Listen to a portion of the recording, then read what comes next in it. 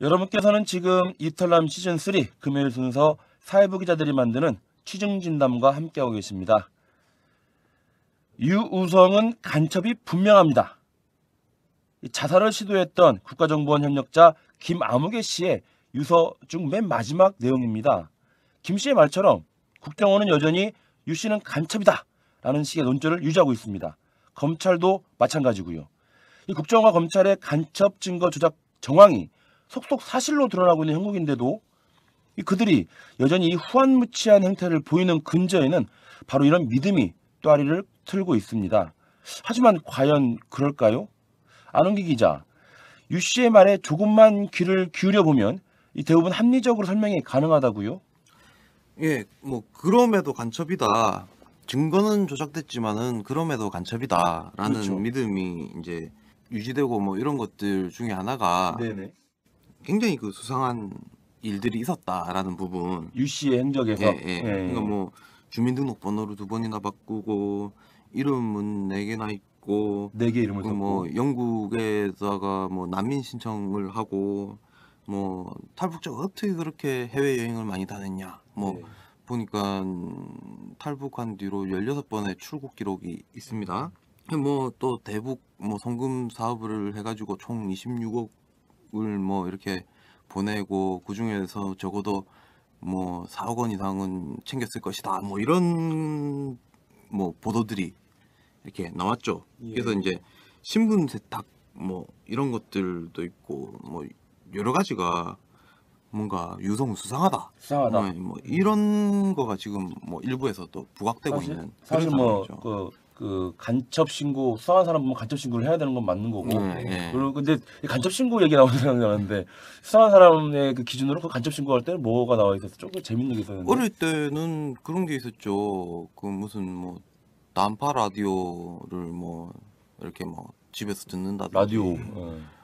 뭐 갑자기 잘 살게 된다라든지 그리고 뭐 새벽에 산에서 등산복을 입고 음. 내려오는데 뭐 이런 것들 이런 것들이 이제 우리가 교육받았던 간첩 신고에 새벽에 자주 간다. 자주 간다 뭐 이런 거 있는데 요새 산에 새벽에 자주 가는 분들 굉장히 많잖아요. 굉장히 많으시죠. 북한산에 가도 많고. 자, 어쨌든 수상한 사람이면 간첩으로 의심해서 신고를 해야 되는 건 맞는 건데, 자, 그런데 뭡니까 그러면 유우성 씨의 수상한 점으로 봐서 간첩이라고 봐야 된다라는 겁니까? 아니면 간첩으로 볼 수 없다는 겁니까?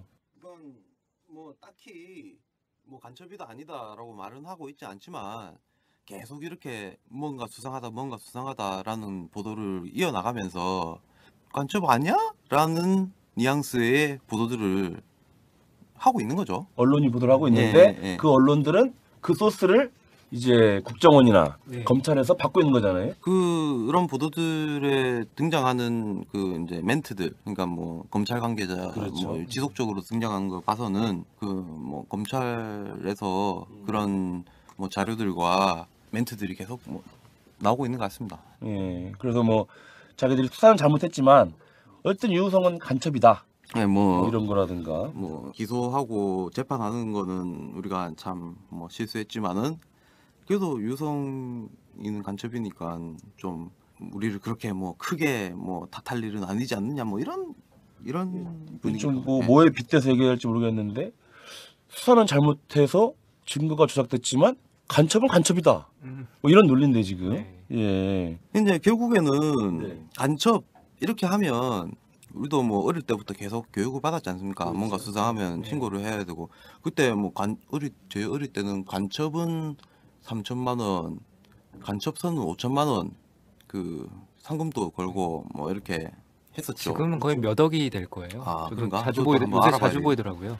1억 아니에요? 1억? 그래서- 지하철에서 1억, 아, 요새 1억이라고. 더 크게 늘어났다는 아, 것을 더 크게 봤습니다. 늘어났어요? 결국에는 이 간첩에 대한 이 두려움에 호소를 해서 자기네들이 증거 위조하고 이런 것들을 이렇게 좀 묻어버리는 그런 시도가 아닌가. 어떤 그 공포스러운 공포 뭐 결국엔 시민들의 그 공포에 그렇죠. 호소하는 거죠. 네. 네, 그리고 특히 그 유성 씨는 탈북자이지 않습니까? 네. 지금 우리 한국에 2만 명이 넘는 탈북자들이 지금 들어와 있는데 그 사람들한테도 어떻게 보면 그 잠재적인 그 간첩 수 있다, 잠재적으로 간첩일 수 있다 이러면서 우리 뭐 시민들이 어떻게 보면 공포가 좀 극대화되는 뭐 그런 뭐 효과도 있다고 봐야 되겠죠. 그러니까 공포감을 조성해서 팩트를 왜곡시키고 있는 그런 지금 형국인데 좀 구체적으로 한번 봅시다. 우선은 주민번호 변경 사실 좀 뭐 2번 변경했다고 하는데 이게 무슨 말입니까? 뭐 또 4개 이름을 썼고 또 뭐 이거 좀 잠깐 설명을 해주세요. 이게 무슨 뭐 얘기인가요? 수상하죠. 예. 그 이 팩트만 이렇게 보면 신분세 딱 한 것 같죠. 네. 근데 이걸 보면 자세히 이제 살펴보면 주민등록번호 2번 바꾸긴 했습니다. 네. 바꿨는데 그 왜 2009년 2월에 2009년 2월에 바꾼 것은 그 혼자만 바꾼 게 아니에요. 그때 수많은 탈북자들이 주민등록 변경 신청했습니다. 아, 그 당시에? 예, 왜냐면 주민등록번호가 한번 받으면 안 바뀌었거든요. 네. 근데 알다시피 주민등록번호 뒤에 뒷자리 네. 그거는 우리가 각 그 출생지라든지 뭐 출생 등록을 어디서 했는지 이런 게 다 그렇지. 안에 개인정보가 숫자 안에 다 들어있는 들어 있지 않습니까? 그래. 번호 네.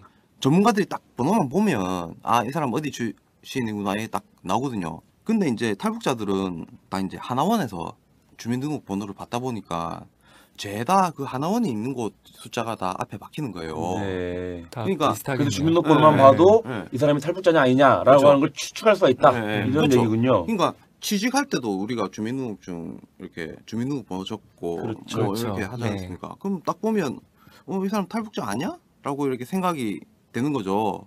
그러면서 뭔가 불이익을 당하는 케이스도 많고 뭐 이러니까 나라에서 국회에서 법을 바꿨죠. 국회에서 법을 바꿔가지고 그 탈북자들은 주민등록 변경 신청을 해서 뒷자리를 바꿀 수 있게 그렇게 했습니다.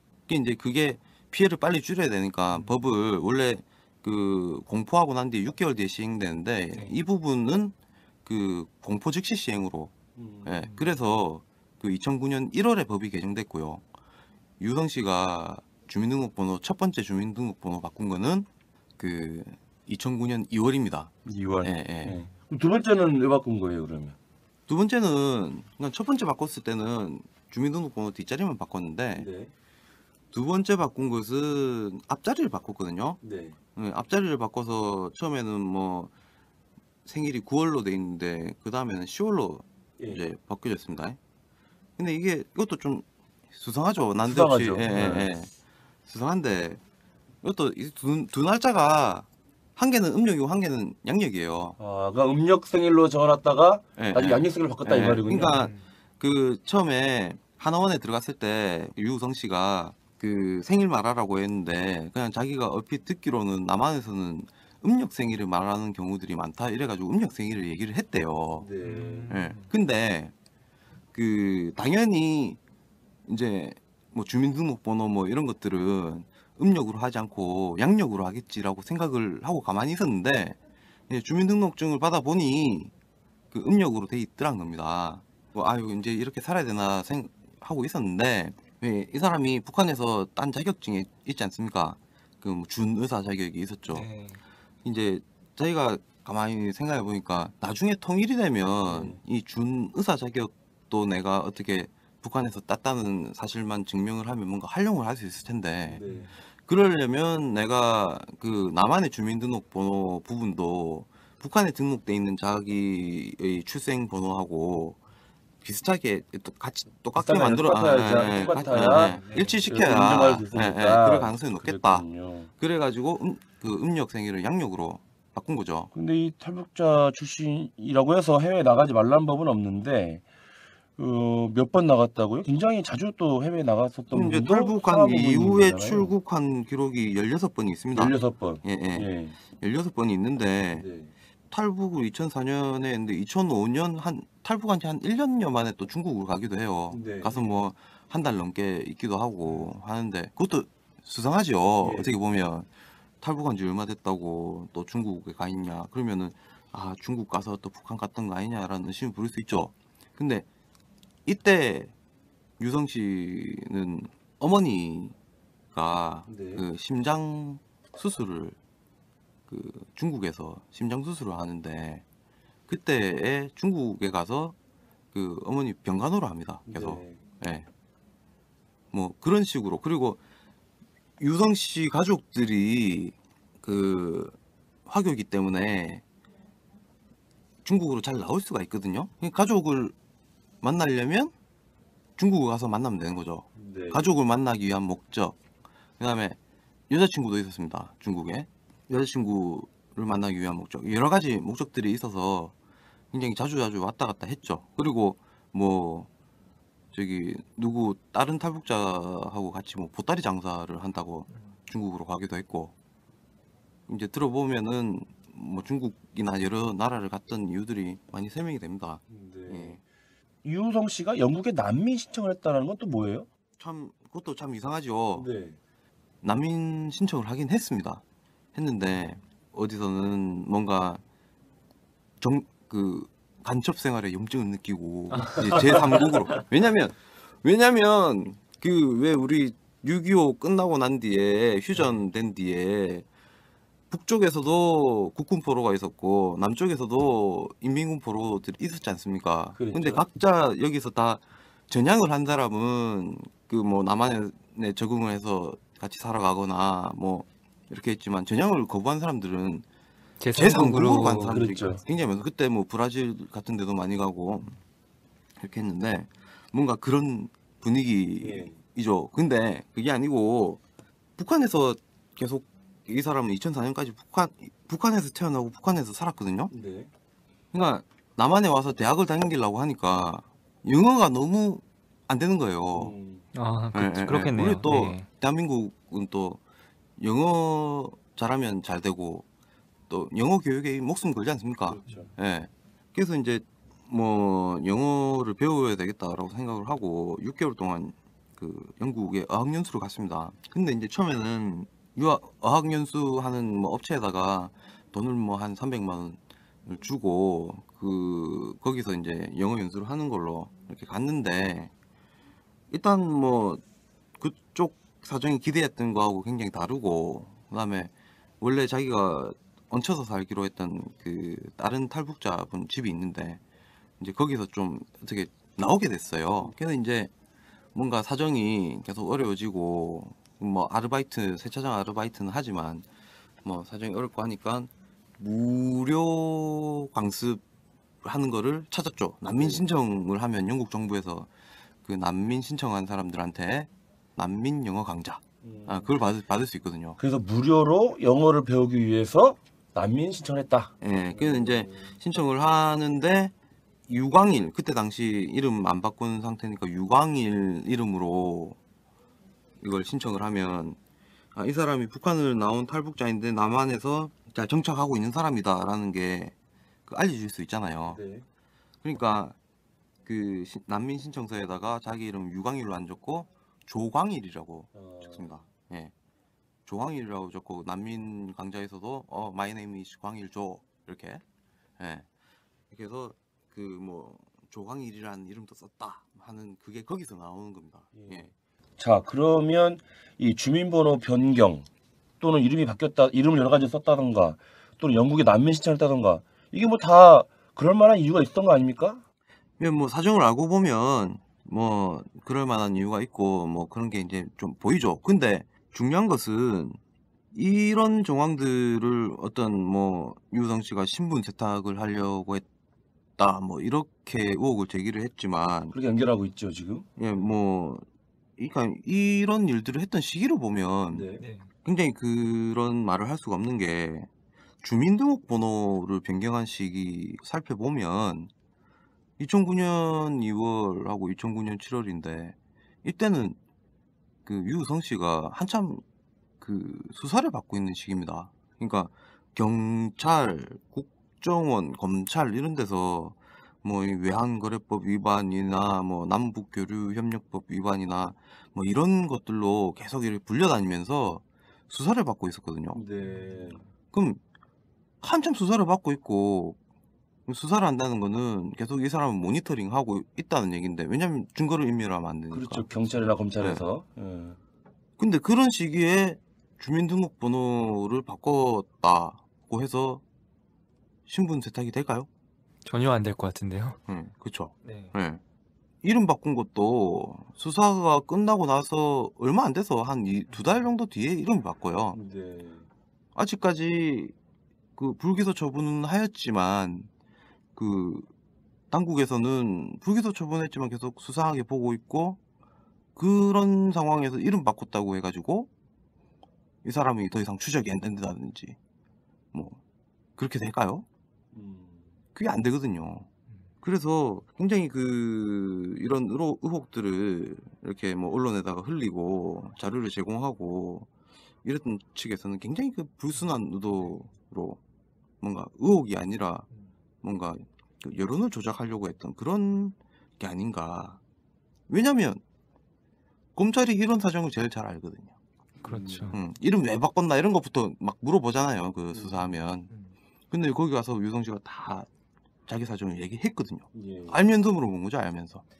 뭐냐면은 여러 가지 뭐 주민번호 바꿨다던가 여러 가지 영국에 난민 신청했다던가 여러 가지 수상한 점이 있는데, 그러한 정황들이 나타나는 시기가 다름 아닌 유우성 씨가 외환거래법 위반이라든가 남북교류협력법 위반 등 여러 가지 사정들로 인해서 검찰, 경찰 수사를 받고 있을 때라는 거 아닙니까? 예. 따라서 그 수사를 받을 때 당연히 이 수사기관은 유우성 씨한테 이런저런 수상한 점들을 물어봤을 것이고, 그러면 그 사법기관에서는 왜 그렇게 됐는지 그 연유를 다 알 것인데, 그렇죠. 이제 와서 이제 그것이 수상하다라는 식으로 또 언론에 흘리고 있다는 거 아닙니까? 그때 처음에 수사할 때도 다 얘기를 했고, 다시 간첩 혐의로 2013년에 체포된 뒤에 말을 할 때도 그 부분에 대해서는 다 설명을 해준 거예요. 네. 예. 이런 사정을 다 알면서 물어본 거죠. 근데 참 재미난 거는 두 차례의 수사가, 크게 보면 두 차례의 수사가 있지 않습니까? 네. 2013년 1월에 이제 간첩 혐의로 체포돼 가지고 재판을 하고 있는 그 수사가 있고, 네. 2008년 12월부터 해서 2009년 2010년 초반까지 뭐 남북교류협력법 위반이나 뭐 외환거래법 위반 뭐 이런 걸로 수사를 받을 때에도 이미 유성 너 간첩 아니냐라는 수사는 시작이 돼 있었습니다. 그때부터 너 왜 이렇게 중국 많이 갔냐, 너 혹시 북한 들어갔다 온 거 아니냐라는 거에 대한 수사가 이루어졌죠. 그리고 그때마다 유우성 씨는 설명을 했을 것이고, 네, 설명했죠. 이런저런 이유로 이렇게 됐다. 그래서 이미 그때 유성 씨는 2010년 6월에 6월 28일 서울 동부지검에서 진술조서를 작성하는데 이렇게 얘기합니다. 제가 이렇게 오랫동안 조사를 받는 이유는 국정원, 경찰, 검찰에서 모두 저의 말을 믿지 않고 제가 탈북한 후 북한을 여러 번 다녀온 것으로 간주하고 간첩이라고 생각하고 있기 때문이 아닌가 생각됩니다. 이렇게 하고, 그 외에는 한국법을 잘 지키며 살아가고 있습니다.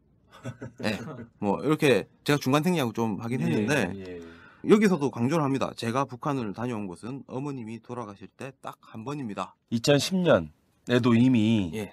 서울 동부지검에서 수사를 받을 때 유우성 씨가 본인이 뭔가 실질적인 증거 없이 여러 가지 것들로 인해서 의심을 받고 있고, 그것을 가지고 계속 위기감을 느끼고 있었다. 예, 라고 하는 그러니까 걸 보여줄 이 수가 사람들이 있는 나를 간첩으라고 생각하고 계속 북한 갔다 온 거 아니냐라고 그렇죠. 이렇게 물어보는구나라고 생각하고, 저는 간첩이 아닙니다. 제가 북한 갔다 온 거는 2007년에 5월에 어머니 장례 지내기 위해서 갔다 온 거 그 딱 한 번뿐입니다라고 이미 얘기를 했죠. 그런데 2013년 체포된 이 두 번째 이 수사, 여기서 이제 수사를 다 하고 나서 기소를 하지 않습니까? 네. 기소를 한 미리북 혐의가 총 5차례 있습니다.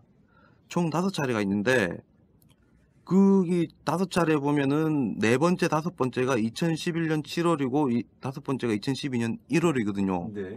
이걸 보시면 2010년 6월에 이미 유성 씨가 나는 간첩이 아닙니다. 내가 북한 갔다 온 건 딱 한 번밖에 없습니다. 한국법 잘 지킵니다.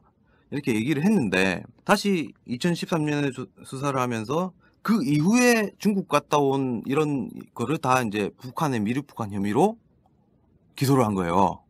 그러니까 검찰은 간첩 혐의로 이렇게 막 수사를 해놓고 그 한 뒤에 한 2, 3년 뒤에 이 사람이 나갔다 온 거를 다시 또 북한에 미립북 했다고 기소를 한 거예요.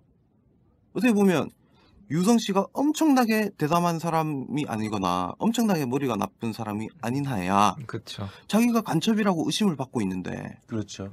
자기가 간첩이라고 의심을 받고 있는데 또 북한에 미립북을 한다?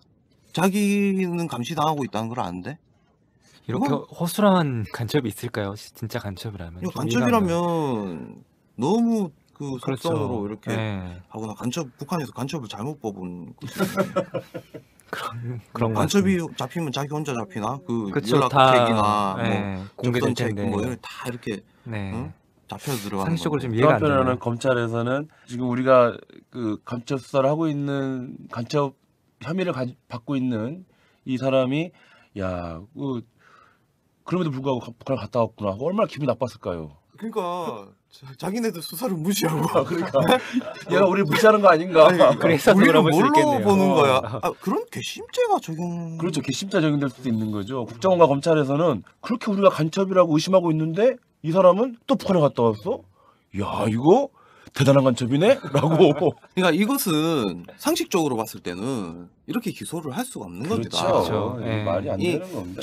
전후 사정을 이렇게 싹 살펴보고 이 어떻게 진행돼 왔는지를 보면 수상한 팩트들이 있다고 해도 이것들이 다 설명이 되고 그다음에 간첩 조사를 한참 했는데 얘가 또 북한에 두 차례나 또 들락날락하고 이거는 말이 안 되죠. 그렇죠. 그러니까 여기에는 뭔가 이렇게 조작을 할 수밖에 없었던 그 국정원이나 검찰이 뭔가 그런 동기가 있었다고 봐야 되겠죠. 이런 것 말고 1심 재판에서 이미 여러 차례 조작을 했다라는 정황들이 밝혀지고 있는데 그렇죠. 예. 결국은 보면은 이런 처음에 시작했던 조작과 어떤 날조가 또 다른 조작과 날조를 낳고 있다라고 예. 하는 게 좀 읽힐 수 있겠네요 지금. 그렇죠. 일단 위조됐다고 판명이 된 그 세 개의 문서만 봐도 네, 첫 번째는 출입경 기록을 위조해서 가지고 왔는데 그렇죠. 그게 이제 이게 법정에 제출할 증거로 효력을 가지기 위해서 두 번째 중국 당국에서 우리는 이런 자료를 발행한 적이 있습니다라는 두 번째 자료를 또 위조하고 위조하고. 그다음에 변호사 측에서 반박을 하니까 그게 말이 안 되는 겁니다라고 세 번째 자료를 또 가져오고 위조고 위조를 낳고 마치 저기 학생이 어린 학생이 엄마한테 거짓말을 한 다음에 네. 그 거짓말을 정당하게 하기 위해서 또 다른 거짓말을 할 그렇죠. 수밖에 없는. 네. 거짓으로 거짓을 수도 없는. 어쨌든 뭔가 억지로 만든 사건이란 거는 이 상식적으로 이 사건을 들여다보면 알 수가 있는 거죠. 그렇죠. 예. 예.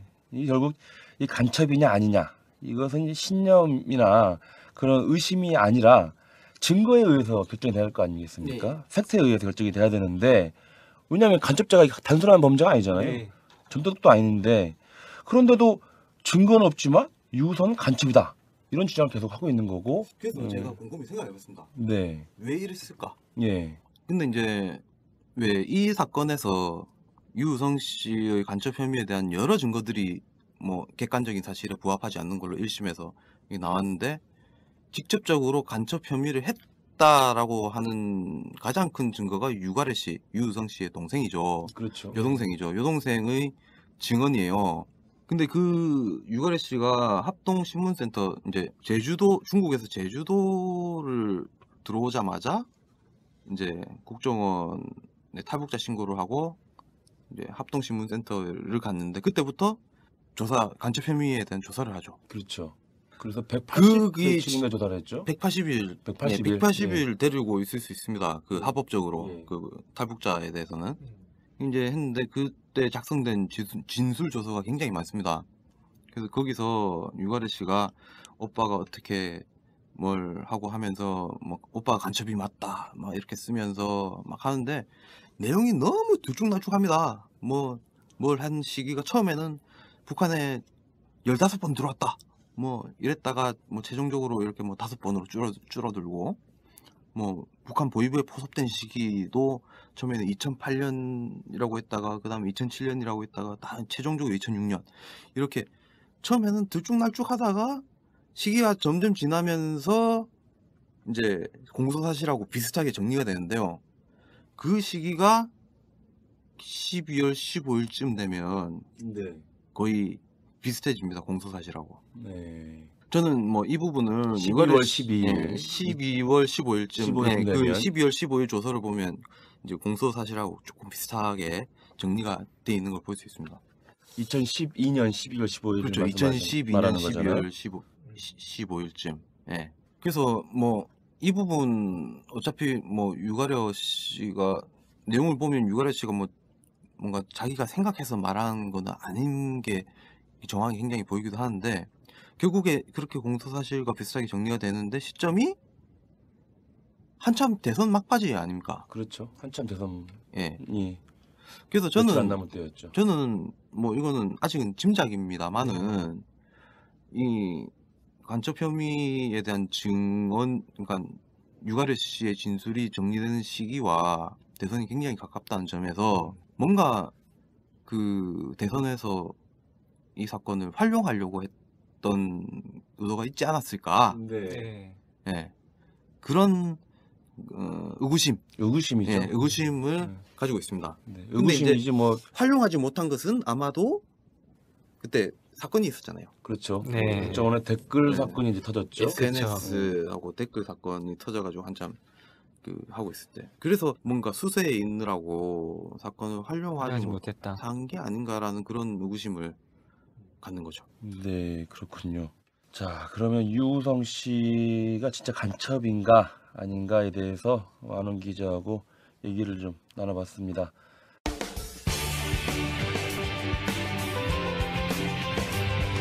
우리가 몰랐던 뉴스의 속사정을 여러분에게 들려드립니다. 오마이뉴스 사회부 기자들의 리얼 토크쇼 취중진담. 여러분께서는 지금 이탈남 시즌3 금요일 순서 사회부 기자들이 만드는 취중진담과 함께하고 계십니다. 자, 지금까지 국정원 얘기를 좀 해봤는데 사실 이번 증거조작 사건의 이 공범이라고 할 수 있는 검찰, 그런데 검찰은 오히려 국정원에 의한 자기들은 피해자다라고 얘기하고 있죠. 뭐 피해자다 이렇게 하진 않지만, 하진 않지만, 결국 그런 국정원이 식으로, 갖다 준 자료를 우리가 이렇게 가지고 기소를 했다. 네, 결국 자료는 국정원이 가져온 것이다. 그렇죠. 라고 하면서 국정원에 대한 그 수사를 굉장히 어떻게 보면 좀 강도 높게 예. 진행하고 있습니다. 그러면 이 국정원이 자기는 피해자다라고 하는 이 피해자론을 얘기하고 있는데 물론 피해자다라고 얘기하지 않았지만 결국 국정원에 의해서 문서가 다 유조된 것이지 자기들은 제가 잘못이 없다라는 거잖아요. 검찰의 피해자론 이것도 어디서 많이 들어본 거 아닙니까? 네, 그 피해자론 하니까 무슨 대출 상품 같은데요. 오. 네, 이게 사실 그 검찰이 정치 검찰이라는 비판을 받을 때마다 단골로 이제 써왔던 해명입니다. 네. 사실 뭐 다 아시다시피 검찰이 한국 사회에서 가장 큰 권력기관 아닙니까? 그렇죠. 예, 이제 기득권화 돼버리다 보니까 뭐 스폰서 검사, 벤치 검사, 뇌물 검사, 해결사 검사, 이제 브로커 검사 이런 일들이 벌어지고 있는데요. 검찰은 국민과의 관계에서 한 번도 피해자였던 적은 없었던 것 같습니다. 그렇죠. 검찰은 절대 국민과의 관계에서 피해자였던 적은 없었습니다. 라는 현대식 기자의 말이 좀 인상적입니다. 자, 이번 사건을 보면서 이 1960년대부터 계속되었던 이 다양한 형태의 간첩 조작 사건을 떠올리는 사람이 저희들만은 아닐 겁니다. 대한민국 최고 사법기관으로서의 자부심을 갖고 있다면 검찰이, 그리고 국정원도 마찬가지겠지요. 과거에 그런 간첩 조작 사건들을 막았어야 했고 하지 말았어야 했고, 아니 지금이라도 그때 사건에 대해서 처절히 반성하고 재발 방지 대책을 세웠다라면 오늘의 이런 국민적인 불신을 받지 않았을 거라고 생각이 듭니다. 과거로부터 배우지 못하는 것은 일본만이 아닌 것 같아서 무척 안타깝습니다. 자, 청취자 여러분, 오늘 방송은 어떻게 들으셨습니까? 이 방송은 10만인 클럽 여러분의 후원으로 제작되고 있다는 거 여러분도 잘 알고 계시죠? 항상 감사드립니다. 참여 방법은 오마이뉴스 홈페이지에 접속하시거나 02-733-5505로 전화를 주신 후에 내선번호 274번을 누르시면 참여하실 수 있습니다. 이탈남 시즌3 금요일 순서 사회부 기자들의 리얼 토크쇼 취중진담 3월 셋째 주 방송을 이것으로 마쳐야 할 것 같습니다. 오늘 스튜디오에 나온 기자들 모두 수고했고요. 지금까지 진행의 최경준, 제작의 강현준이었습니다. 저희는 다음 주에 다시 찾아뵙겠습니다. 안녕히 계십시오.